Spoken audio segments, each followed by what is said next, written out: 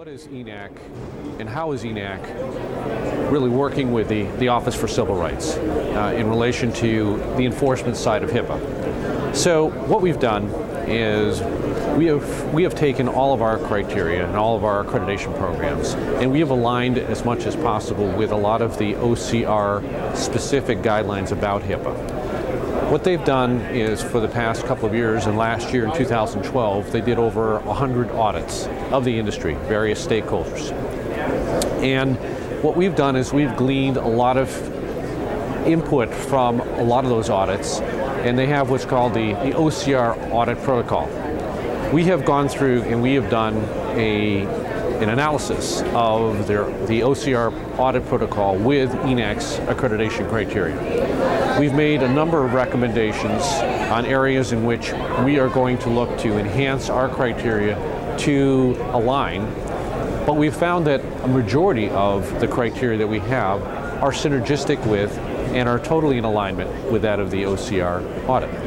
What we've done was we found as well that we've taken a lot of the OCR protocol, which is specifically built around making sure that the regulations, the HIPAA regs, are totally in line with their specific protocol.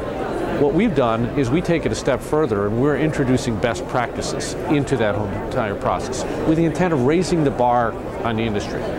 So with the OCR process and the OCR protocol and the alignment with our accreditation, we're in the process of going through that analysis right now. And we're having conversations in the industry and with OCR around that alignment. Now comes the omnibus rule. We're now in the process of evaluating all of those requirements, new requirements, with our criteria. It has a timeline for implementation of September of 2013. We're going to go through, we will supplement our criteria to take into account some of the aspects of the new omnibus rule with our criteria, taking it a step further. So what we find, the fact that now the omnibus rule takes into account business associates as well as covered entities, the fact that the omnibus rule as well has greater enforcement for additional penalties, the exposures are much larger, and the whole aspect of breach becomes even more important as far as when organizations need to inform OCR and stakeholders and how that gets done. EHNAC is aligning all of our criteria to take that into account into our process.